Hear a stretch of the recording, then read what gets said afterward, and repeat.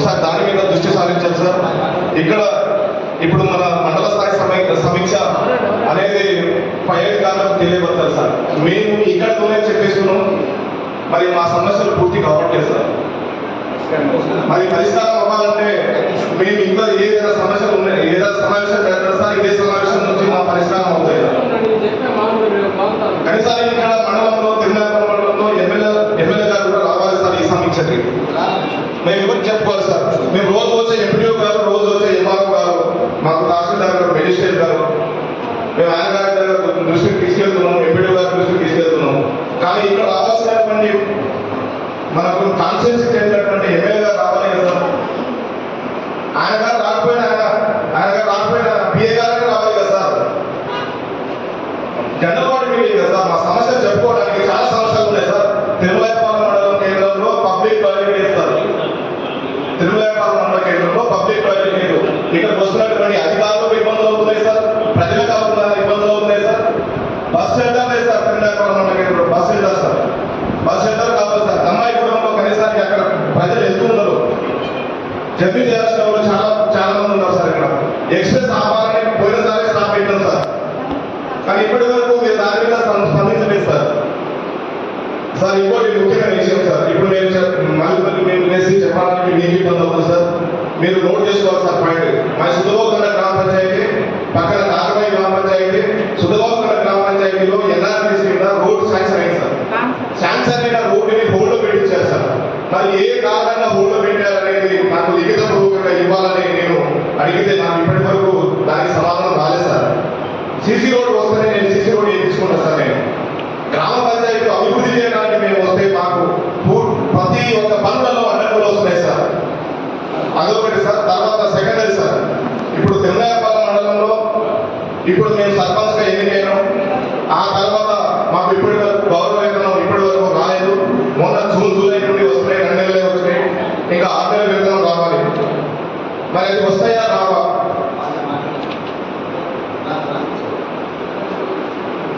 మీరు కొన్ని major points ఉంటాయి. అంటే ఇది మేజర్ పాయింట్ కదా సార్. ఇది గౌరవ వేతనం అనేది అది మీరు కొన్ని ప్రియారిటీ బేసిక్ వర్క్స్ కావాలి, పరిశ్రమ లేదు, రోడ్డు అది దాని గురించి అది ఒక నిధి పోరాటం ఇవ్వండి. అది ఇచ్చినాం సార్.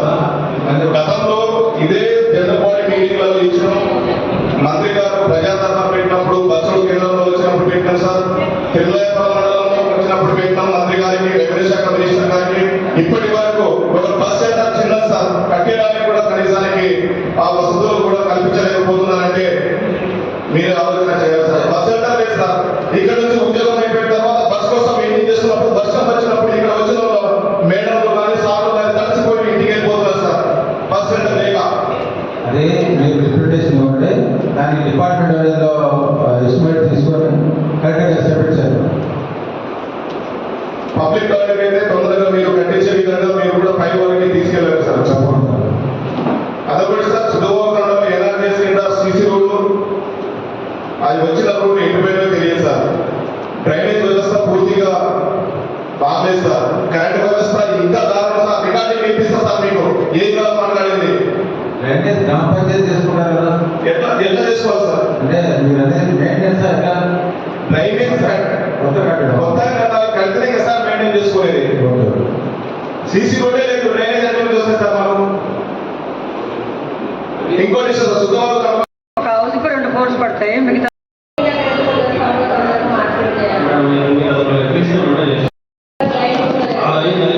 చెప్పిన వాటిలోనే ఒక 40 లొకేషన్లు ఉన్నాయి మేడం.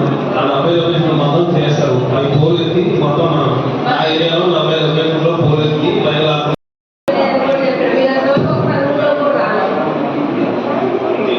ఇందిరా మిల్లులకు అయితే మేమే ఫ్రీగా షిఫ్ట్ చేస్తాం మేడం. లేకుండా ఇందిరా మిల్లు కాకుండా వేరే అయితే డబ్బులు కట్టి షిఫ్ట్ చేసుకోవాల్సి ఉంటుంది మేడం. పోల్ షిఫ్ట్ చేయాలంటే గ్రామానికి 40 స్తంభాలు అవసరం ఉందని, గ్రామం పెరిగింది కాబట్టి 40 స్తంభాలు కావాలని ఈ ప్రజా దర్బార్లో పెట్టాము.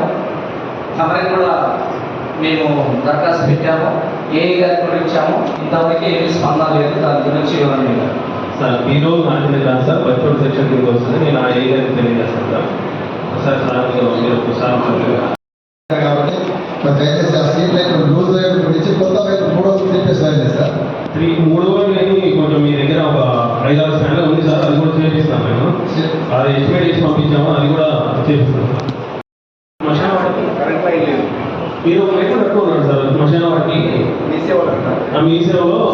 మీకు కేటగిరీ 7లో పేరు కట్టుకోండి.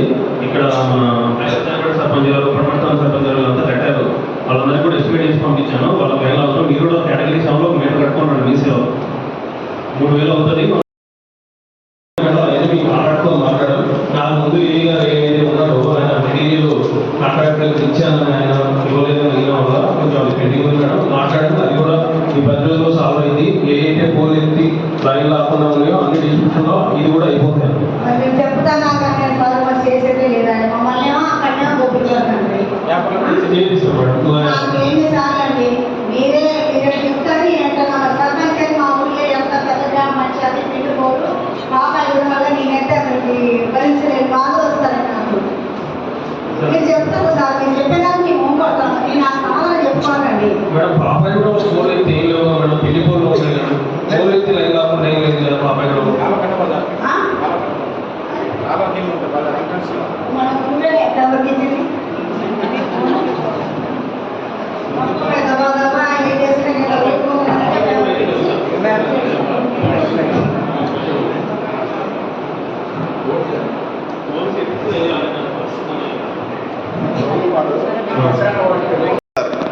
ఎట్లా సార్ మేము ఎట్లా గ్రామ సర్పంచ్ అయి ఒక కరెంట్ వ్యవస్థనే మేము సెట్ చేయలేకపోతే ఇంకా ఏం చేయగలుగుతాం సార్ సర్పంచ్ అయ్యండి?